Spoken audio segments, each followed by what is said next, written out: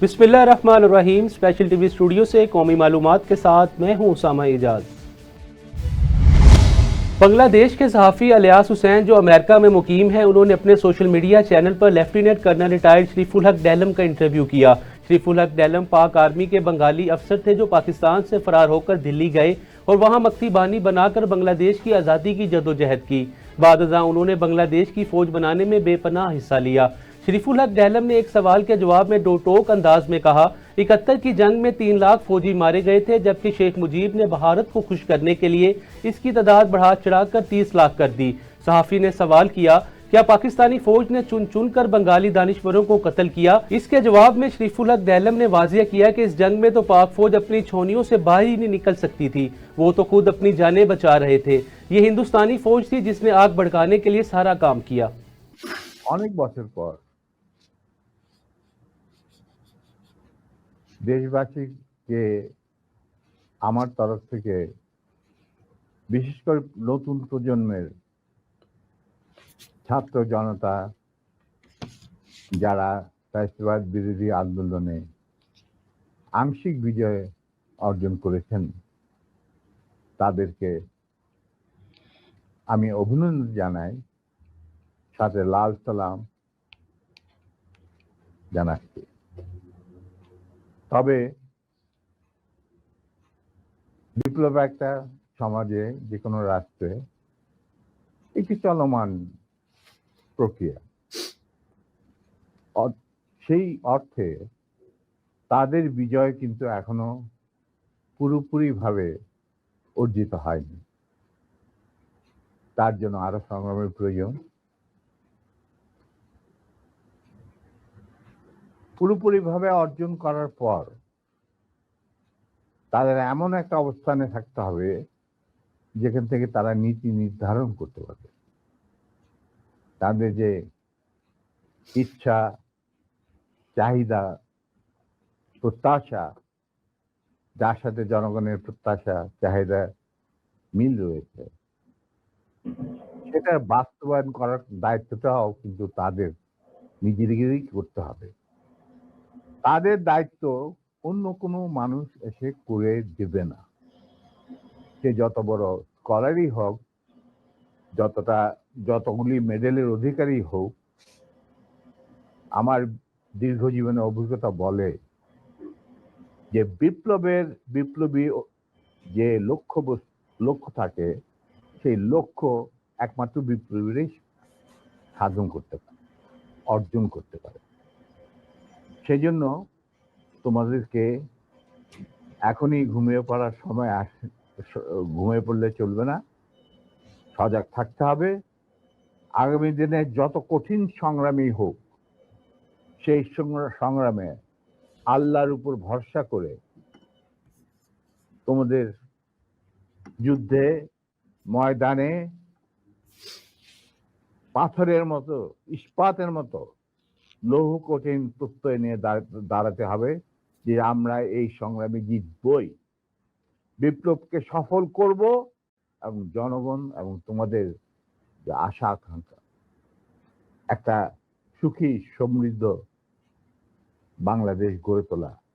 এই ভারতীয় সম্প্রসারণবাদী হিন্দুত্ববাদী ভারত, যার কবজায় আমরা প্রায় চলে গিয়েছি, সেই অবস্থান থেকে সেই 71 মতো আরেকটি স্বাধীনতা আমাদের অর্জন করতে হবে। তা না হলে তোমাদের বিপ্লব ব্যর্থতাই পর্যবেসিত। আমি এর বেশি কিছু আর বলতে চাই না স্যার। সরাসরি মানুষ এই 50 বছর যে প্রশ্নটা আপনাকে করার জন্য অপেক্ষায় আছে আমি মনে করি, 75 কেন হয়েছিল স্যার? ইলিয়াস, 75-এ তোমার কি বয়স ছিল আমি জানি না, তবে আমার জন্ম হয় নাই স্যার। হ্যাঁ, তবে 75-এ যে মুজিব 70-এর ইলেকশনের সময়, 72-এর আগে, মানে 71-এর মুক্তি সংগ্রাম শুরু হওয়ার আগে ছিল, তার চরিত্র ছিল এক ভিন্ন প্রকৃতি। তিনি বাঙালি জাতীয়তাবাদের সংগ্রামে যথেষ্ট অবদান রেখেছেন। কিন্তু স্বাধীনতা যখন পাকিস্তান আর্মি 25-26 রাতে মানে বাঙালিদের উপর, নিরীহ বাঙালিদের উপর শেখ সন্ত্রাসবাদ, অ্যাট্রোসিটি বলো, জেনোসাইড বলো চালালো, এবং যাতে লক্ষ লক্ষ হাজার হাজার শিশু, নারী, পুরুষ প্রাণ হারালো, ছাত্র জনতা কোনো কারণ ছাড়া। তারপর তখন সেই অবস্থায় আমাদের দেশের তথাকথিত বড় বড় জাতীয় নেতারা বিভিন্ন দলে, তাদেরকে কিন্তু কাউকে খুঁজে পাওয়া গেল না। তারা তখন তাদের নিজেদের জীবন বাঁচিয়ে যার যার মতো জায়গায় চলে গেলেন। মুজিব স্বয়ং পাকিস্তান আর্মির কাছে ধরা দিলেন এবং তাদের সাথে একটা বন্দোবস্ত করে তার পরিবারের ভরণ পোষণের দায়িত্ব আর্মির হাতে তুলে দিয়ে তিনি পাকিস্তানে পাড়ি জমান। ডাক্তার কামাল হোসেনের সঙ্গে, যিনি ছিল major via media between Mujib and the army junta. তখন সেই দিশাহারা মানুষ বুঝতে পারছিল না বাংলাদেশে যে তারা কি করবে, তারা কোথায় যাবে, কিভাবে নিজের প্রাণ বাঁচাবে। সেই সময় চিটাগাঙ্গে থেকে ভেসে আসলো মেজর জিয়ার স্বাধীনতার ডাক। আমি তখন পাকিস্তানে চাকরিরত অবস্থা। সেই ডাকে লোক, দেশের লোক একটা আলোর রশ্মি দেখলো যে হ্যাঁ, আমাদেরকে এইভাবে মরণের হাত থেকে বাঁচার জন্য আমাদেরকে যুদ্ধ করতে হবে। Simple is that. আর সমস্ত দেশে সর্বপরিসরে লোক বিদ্রোহ, সেই মুক্তিযুদ্ধ সংগ্রামে ডাকে সাড়া দিয়ে মুক্তিযুদ্ধ গড়ে তোলে। इस्लामाबाद की डिस्ट्रिक्ट एंड सेशन कोर्ट्स ने गैर कानूनी असला और शराब बरामदगी केस में वज़ीर आला अली अमीन गंडापुर की गिरफ्तारी के अहकाम जारी कर दिए। इस्लामाबाद की जिले अदालत के जुडिशल मजिस्ट्रेट मुबशर हसन ने वज़ीर आला खैबर पख्तूनख्वा अली अमीन गंडापुर के खिलाफ गैर कानूनी असला और शराब की बरामदगी केस की समाअत की। दौरान समाअत मुकदमे की तफ्तीश अफसर अदालत में पेश नहीं हुए। वज़ीर आला अली अमीन गंडापुर के वकील राजा ज़हूरुल हसन एडवोकेट भी अदालत में पेश नहीं हुए, जिस पर अदालत ने बरहमी का इजहार करते हुए कहा ना मुल्ज़िम पेश हुआ ना ही वकील, जिस पर अदालत ने मुसलसल अदम पेशी पर SSP ऑपरेशन को वज़ीर आला खैबर पख्तूनख्वा को गिरफ्तार करके पेश करने का हुक्म दे दिया। अदालत ने केस की समाअत मजीद 21 जनवरी तक मुलतवी कर दी। कनाडा के वज़ीर आज़म जस्टिन ट्रूडो का आज इस्तीफा देने का फैसला। जस्टिन ट्रूडो मुस्तफ़ी होने का ऐलान लिबरल पार्टी के बुध को होने वाले नेशनल कोर्स इजलास से पहले करेंगे। उन्हें अपनी सियासी जमात लिबरल पार्टी की जानिब से शदीद मुखालफत का सामना है।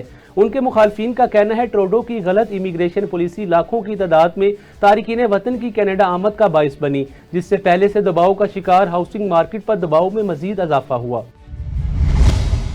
साबिक अमीर जमात इस्लामी पाकिस्तान काजी हुसैन अहमद को हमसे बिछड़े 12 साल बीत गए। वो 5 और 6 जनवरी 2013 की दरमियानी रात को इस दारे फानी से कूच कर गए। काजी हुसैन अहमद रहमतुल्लाह अलैह ने मुल्क को मिल्लत के लिए शानदार खिदमात सर अंजाम दी, जिनका एक ज़माना मोतरिफ है। उनकी वफात पर मुल्क और बिरून मुल्क जिस तरह सदमे और अफसोस का इजहार किया गया, उनकी खिदमात को खराज अकीदत पेश किया गया, वो तारीख का हिस्सा है। काजी हुसैन अहमद रहमतुल्लाह इस्लाफ की एक जीती जागती तस्वीर और निशानी थे। उनके अंदर उम्मत का दर्द कूट कूट कर भरा हुआ था। वो बिलाशुबा इत्तेहाद उम्मत के सबसे बड़े दाई थे। मुसलमानों को कुरान और सुन्नत पर जमा करने के लिए हमेशा बेचैन और मुतहरिक रहते।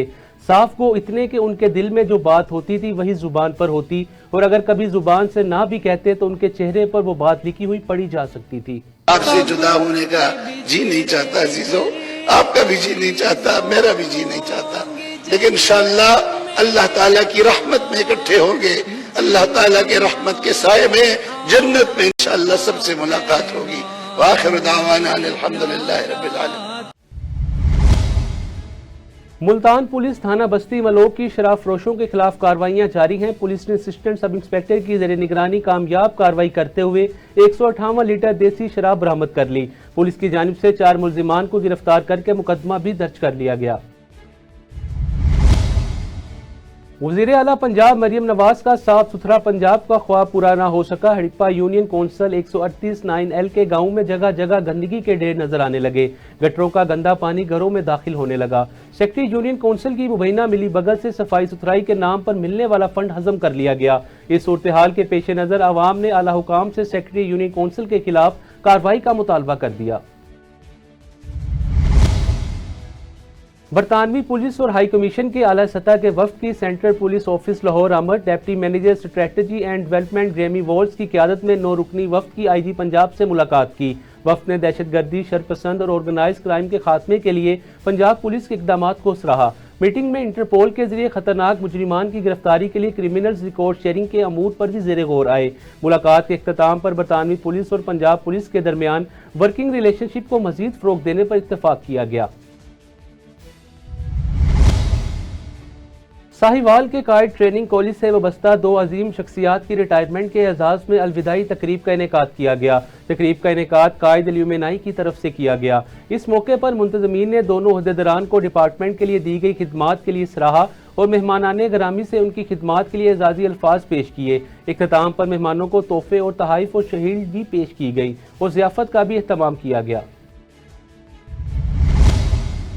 दीना में SHO थाना और टीम की अहम कार्रवाई। कुमारबाजी के मुकदमे में मुलविस 5 मुल्जिमान को गिरफ्तार कर लिया गया। मुल्जिमान से दाव पर लगी रकम 40,000 रुपए, 5 अदद मोबाइल फोन, 2 अदद मोटरसाइकिल और अलाद कुमारबाजी बरामद करके मुकदमा भी दर्ज कर लिया गया। इस मौके पर DPO का कहना था कुमारबाजी मुआशरती बुराइयों की जड़ है जिसके खिलाफ कार्रवाइयां जारी रहेंगी। मंशियात से पाक पंजाब के हुकूमती विजन पर अमल दरामद जारी है। पाकपतन में पुलिस ने मंशियात की भारी मिकदार सप्लाई की कोशिश नाकाम बना दी। बोरी बंद मंशियात बजरिया मोटरसाइकिल कसूर से पाकपतन लाई जा रही थी। पुलिस की जानिब से तलाशी लेने पर 15 किलो से जायद चर्स बरामद हुई। पुलिस ने दोनों मोटरसाइकिल सवारों को हिरासत में लेने के बाद मुकदमा दर्ज कर लिया। मानावाला में प्रेस क्लब के सालाना इंतखाबात मुकम्मल हो गए, जिसमें राना तारिक रफीक सदर, Mohammad Mustafa Malik general secretary, Rana Mohammad Irfan chairman, Mian Asif Shaheen group leader, Chaudhry Manzoor Kamboh vice chairman, Riaz Sadiq senior नायब सदर, फारूक चौहान सीनियर नायब सदर, शेख मोहम्मद रफीक नायब सदर, जमशेद कादिर नायब सदर, मियाँ मोहम्मद शुबान नायब सदर, एहसानुर रहमान एडिशनल सेक्रेटरी, हाफिज उमैर जुल्फिकार इंफॉर्मेशन सेक्रेटरी, तहसीन अकरम ज्वाइंट सेक्रेटरी, शान नज़ीर डेप्टी सेक्रेटरी मुंतखब हुए। समुंदरी में साल 2025 प्रेस क्लब के सालाना इंतखाबात मुकम्मल हो गए, जिसमें यूनियन ऑफ जर्नलिस्ट के सदर अजहर अब्बास जवेद और जनरल सेक्रेटरी शहबाज मदनी मुंतखब हुए। इस मौके पर वकला बरादरी, अंजुमन ताजरान और चेयरमैन ह्यूमन राइट्स समेत मुअज़्ज़िज़ीन की कसीर तादाद ने शिरकत की। Union of journalist press club के सदर अजहर अब्बास जवेद और जनरल सेक्रेटरी शहबाज मदनी ने मीडिया से गुफ्तगू करते हुए कहा, हम सहाफ़ियों के दरपेश मसाइल को आला हुकाम तक पहुँचाकर उनको हल करवाएंगे और इलाकाई मसाइल को ऐसे ही उजागर करते रहेंगे। लाहौर में सूबाई वजीर primary and secondary health care Khwaja Imran Nazir की जानिब से Punjab health road map programme के इजलास का इनेकाद किया गया। इजलास में सेहत आमा के मनसूबे, वर्टिकल प्रोग्राम, मिनिस्टर शिकायत सेल पर पेशरफ्त का जायजा लिया गया। सूबाई वजीर सेहत ख्वाजा इमरान नज़ीर का कहना था, शिकायत के अजाले से मुतल्लिक तमाम MS साहिबान की ट्रेनिंग का आज मुकम्मल हो गई। गुज़िश्ता दिसंबर में 250 शिकायत मसूल हुई, जिनसे 70% शिकायत का अजाला हो गया। म्यूनसिपल कमेटी जंग में करोड़ों रुपए मालियत की सरकारी मशीनरी कबाड़ की शक्ल इख्तियार कर गई। शहर की सफाई के लिए 50 लाख से जायद रकम से खरीदी गई हाथ रेडी भी अमले के हवाले करने की बजाय खुले आसमान तले फेंक दी गई। इस हवाले से मजीद तफसीलात से आगाह कर रहे हैं इमरान गुल। जी इमरान गुल, तफसीलात से आगाह कीजिएगा। जी बिल्कुल, म्यूनसिपल कमेटी जंग की अदम तवज्जो की वजह से जंग में सफाई के नाकस इंतजामात हैं। सारा शहर सीवरेज के पानी में और गंदगी में डूबा हुआ है और जब भी मुतलका अफसरान से बात की जाती है तो उनकी जानब से वसाइल की कमी का रोना रोया जाता है। और आज हम मौजूद हैं म्यूनसिपल कमेटी के स्टोर रूम में, जहाँ पर हम आपको आज दिखाएंगे कि जो मशीनरी है, जो वसाइल है, वो किस तरह लाखों रुपया जिनकी मुरम्मत की मद में लिया जाता है और वो यहाँ पर पड़ी बेकार हो रही है। उनके ऊपर आप यहाँ, मेरा कैमरा मैन आपको दिखा सकता है कि यहाँ पर ट्रैक्टर, ट्राली और मुख्तलिफ किस्म का सामान जो कि कंडम हो रहा है, जिसकी मरम्मत के लिए लाखों रुपया लिया जाता है पर इसकी मरम्मत नहीं करवाई जाती। शहरी जब भी म्यूनसिपल कमेटी के दफ्तर में आते हैं तो इनकी जानिब से यही रोना रोया जाता है कि यहाँ पर हमारे पास वसाइल की कमी है, हमारे पास फंड्स की कमी है। और जैसे ही मैं आपको दिखाता हूँ कि लाखों रुपए लगाकर गलियों से कूड़ा इकट्ठा करने के लिए ट्रालियां खरीदी गई थी जो कि लाखों रुपए की मद में हुकूमत ने इन पर पैसा लगाया था, पर म्यूनसिपल कमेटी की अमले की जानिब से यहाँ पर इनको बेकार करके फेंक दिया गया है जो कि महीनों से यहाँ बेकार पड़ी हैं। ना इनको अमले को दिया जा रहा है ताकि गली मोहल्लों से कूड़ा इकट्ठा किया जा सके। इस मुतल्लक अगर हमने बल्दिया के तर्जमान से बात की है तो उनका कहना है कि ये जो है इंजीनियर की जानिब से इनको बेकार करार दे दिया गया है। तो शहरियों का हुकूमत से ये मुतालबा है कि जब इस पर काम ही नहीं किया गया था, जब इसके मुतल्लक रिपोर्ट ही नहीं बनाई गई थी, तो फिर क्यों लाखों रुपया इस पर खर्च कर कर इसको फेंक दिया गया है। तो शहरियों का वज़ीर आला पंजाब से और डिप्टी कमिश्नर झंग से यह मुतालबा है कि इनकी साफ और शफाफ इन चीज़ों की इंक्वायरी करवाई जाए और झंग में सीवरेज और सफाई के निज़ाम को बेहतर किया जाए। जी, इकबाल टाउन डिवीजन की सालाना 2024 की कारकर्दगी के बायस क्राइम में वाज़िया कमी पेश आई। साल 2023 की निस्बत साल रवां के दौरान रॉबरी, डकैती, कार और मोटरसाइकिल स्नैचिंग जैसी वारदातों में 60% नुमाया कमी रही। इस मौके पर एसपी इकबाल टाउन बिलाल अहमद ने हमारे चीफ रिपोर्टर सैयद सदीक रिजवी से गुफ्तगू करते हुए क्या कहा, आइए आपको दिखाते हैं।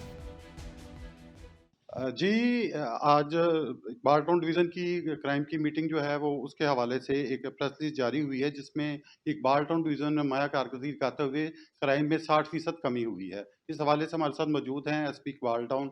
हम उनसे पूछते हैं कि इस क्राइम में कमी की क्या वजूहात हैं और मज़ीद ये इसके लिए क्या करना चाहते हैं। जी, अस्सलाम वालेकुम, बहुत शुक्रिया आपका, आपने मेरा ओपिनियन लिया। इसमें बेसिकली मैंने तो लास्ट 4-5 मंथ्स पहले ज्वाइन किया, अगस्त के मिड में। तब से एफर्ट स्टार्ट कर दी थी। 2 डिफरेंट एंगल्स पे एफर्ट करते हैं, एक प्रिवेंशन साइड है और दूसरी डिटेक्शन साइड है। प्रिवेंशन में हमारी पेट्रोलिंग होती है, हमारे जो टीओस को टारगेटेड ऑफेंडर्स हैं इनकी अरेस्ट होती है, उसके अलावा इन्फॉर्मेशन होती है, उस पर हम काम करते हैं। और फिर इस मतलब सारी एफर्ट ये होती है कि वारदात हो ही ना, कोई ऐसी रॉबरी या स्नैचिंग या मोटरसाइकिल थेफ्ट या बर्गलरी या बाकी जनरल थेफ्ट्स में है वो उसको हम कंट्रोल करते रहें। इसके अलावा जब वो हो जाएँ तो फिर ऑब्वियसली फिर एफआईआर के बाद जो डिटेक्शन का सारा काम शुरू होता है वो नॉर्मली इन्वेस्टिगेशन विंग में चला जाता है। लेकिन हम भी एफर्ट करते हैं इनिशियली 2-3 डेज़ में कि हम कैमरास को चेक करें, सीसीटीवी फुटेजेस चेक करें, इन्फॉर्मेशन लें और बाकी जो है वो सेलुलर नेटवर्क के डाटा पे काम करें, तो उससे हम डिटेक्शन भी साथ-साथ करते जाते हैं। तो दोनों एंगल्स पे जब काम करते हैं, जो पकड़े जाते हैं बंदे, उससे डिटेक्शन से भी क्राइम कंट्रोल होता है, प्रिवेंशन में हमारी इफेक्टिव पेट्रोलिंग होती है, सारे बीट ऑफिसर्स बाहर निकलते हैं। मेरा एक थोड़ा-सा एक अपना एक वो ओपिनियन है कि सारे बीट ऑफिसर्स को मैं वन बाय वन उनसे भी ज़रा अकाउंटेबिलिटी मेरी होती है कि आपने क्या किया, आपके बीट में क्राइम क्यों हो गया। क्योंकि बीट्स में पुलिस स्टेशन पे एसएचओ है, हर चीज़ एसएचओ से पूछते हैं, तो वो बहुत ज़्यादा वैसे ही बाकी इश्यूज़ में इन्वॉल्व होता है। तो फिर बीट ऑफिसर्स के लेवल पे जाके मीटिंग करते हैं और उनसे पूछते हैं कि भाई आपका क्यों क्राइम यहाँ पे इंक्रीज़ हो रहा है बीट्स वाइज, तो उससे भी बड़ा फ़र्क पड़ जाता है। और आजकल फॉग की वजह से थोड़ा-सा जो है वो हमें एक एप्रीहेंशन है कि हाउस रॉबरीज और इस तरह की जो है वो फॉग में ज़रा ये थोड़ी सी इंक्रीज़ हो जाती हैं। तो उस पे मैंने एक बड़ा इफेक्टिव पेट्रोलिंग प्लान बनाया हुआ है कि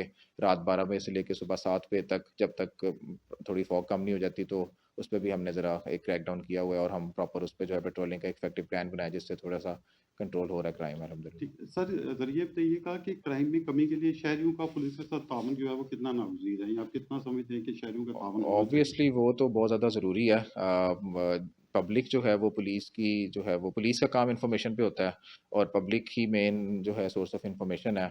और किसी जगह पे कोई भी सोशल क्राइम्स हैं जो भी related to immoral unethical activities हैं, कोई भी प्रोस्टिट्यूशन डेंस हैं, गैम्बलिंग डेंस हैं, या उसके अलावा नारकोटिक्स के पेडलर्स हैं, सप्लायर्स हैं किसी गली मोहल्ले में, पुलिस जो है वो अब उसकी स्ट्रेंथ भी थोड़ी है, वैसे पॉपुलेशन बहुत ज़्यादा है। और मेरे पास जो एरियाज़ हैं मुल्तान रोड का सारा, गुलशन रावी, हंजरवाल, सब्ज़ाज़ार, बड़े डेंसली पॉपुलेटेड एरियाज़ हैं, तो इनकी और बड़े कंजेस्टेड आपने देखा होगा, बड़ी नैरो स्ट्रीट्स हैं, तो उसमें जो है ऑब्वियसली फिर उनकी इन्फॉर्मेशन जो है वो बेसिकली हमारी आंखें और हमारे कान, तो वो हमारी पब्लिक ही है जो हमें ज़्यादा इन्फॉर्मेशन देते हैं और उनकी इन्फॉर्मेशन पे हम बहुत ज़्यादा जो है वो क्रैकडाउन करते हैं और उसको यूटिलाइज़ करके क्रिमिनल्स के पीछे जाते हैं और अरेस्ट करते हैं प्रॉपर, उससे बड़ा फ़र्क पड़ता है।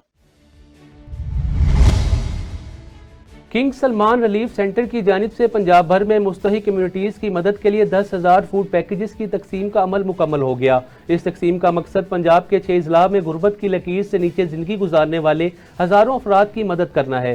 राजनपुर और रहीम यार खान में 4,000 फूड पैकेजेस, जबकि लिया, कोट अद्दू, मुजफ्फरगढ़ और बहावल नगर को 6,000 पैकेजेस तकसीम किए गए। तकसीम का ये अमल शफाफ तरीके से किंग सलमान रिलीफ सेंटर की निगरानी, जिला इंतजामिया, मुकामी हुकाम और हयात फाउंडेशन के ताउन से किया गया। तानिया प्रेटा आबाद के बाद हैदराबाद में सिविल डिफेंस अदारा इंतहाई फ़ाल नजर आने लगा। अदारा सिविल डिफेंस की जानिब से लोगों को आगाही देने और सिक्योर करने के लिए शहर में फैक्ट्री, दुकानें और हजूम वाली जगहों पर सेफ्टी एमरजेंसी आलात नस्ब कर दिए गए। इस हवाले से मजीद बता रहे हैं शहबाज अब्बासी।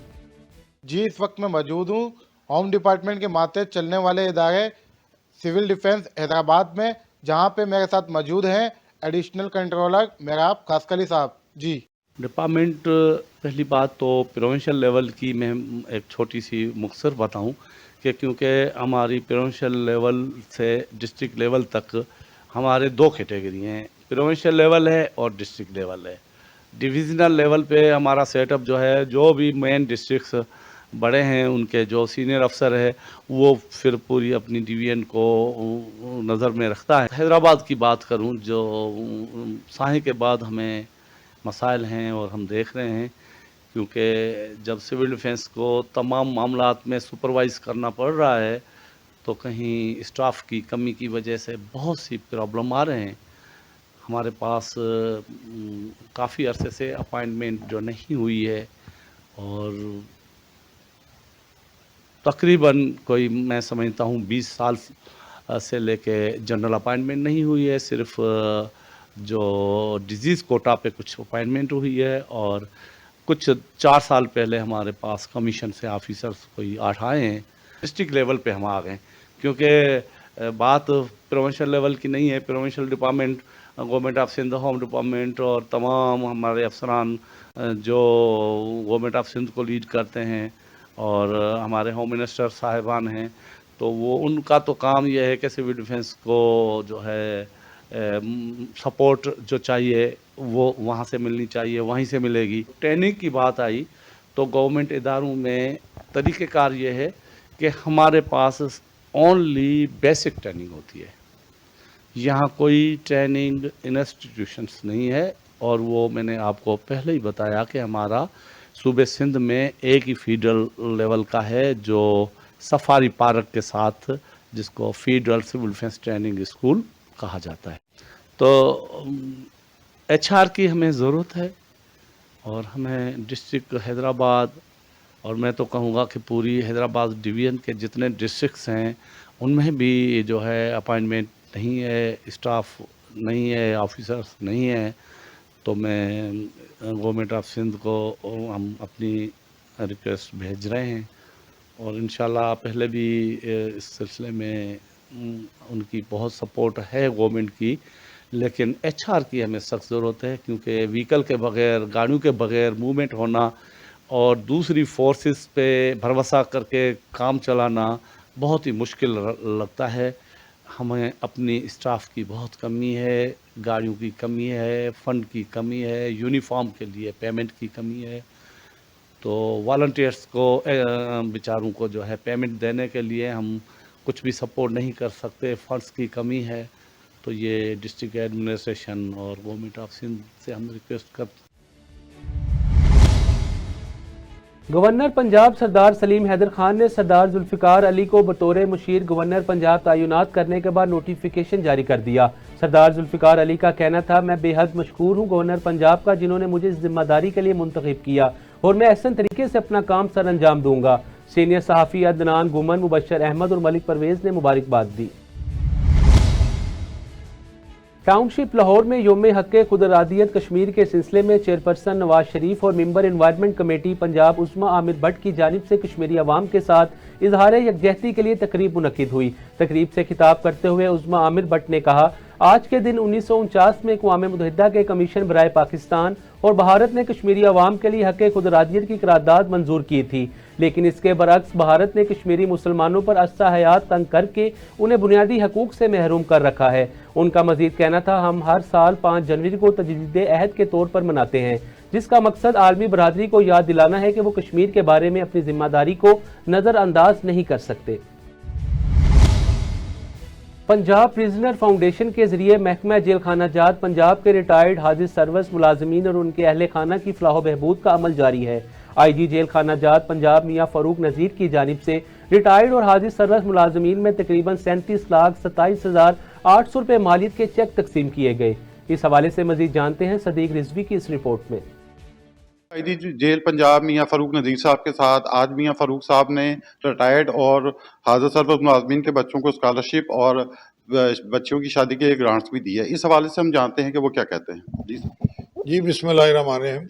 जैसा कि आप जानते हैं कि हमारे जेलों के मुलाजमीन जो हैं, इनके औकात कार और इनके जो सरकारी ड्यूटी है ये बड़ी सख्त है और कोई ईद पे छुट्टी नहीं, कोई इतवार हफ्ते की छुट्टी नहीं, कोई दिन दहाड़ पे कोई छुट्टी नहीं है, बड़ी मेहनत करते हैं। तो इस हवाले से प्रिजन फाउंडेशन के तहत हमने इनके लिए कुछ इंसेंटिव रखे हुए हैं, जिसमें बच्चियों की शादी के लिए 3 लाख से 5 लाख रुपया ग्रांट है। स्कॉलरशिप के लिए मैट्रिक के बाद FA, BS honours, MBBS engineering वगैरह के लिए ये 12,000 से लेके तो 72,000 तक ग्रांट है, वो हम बच्चों को देते हैं। और अभी आज हमने चेक तकसीम किए हैं, तकरीबन 80 के करीब लोग थे जिनके स्कॉलरशिप के केस थे, 70 के करीब जो है उनको हमने शादी ग्रांट के चेक दिए हैं। ये को 5 करोड़ की टोटल रकम बनती है, तो आज हमने इनको दिए हैं ताकि मुलाजमीन की हौसला अफजाई हो और काम में उनकी ज़्यादा लगन से और मेहनत से काम करें, उनको माली बोझ जो है उनको कम किया जा सके। स्पेशल टीवी से फिलवक्त इतना ही। मजीद मालूमात के लिए देखते रहें स्पेशल टीवी।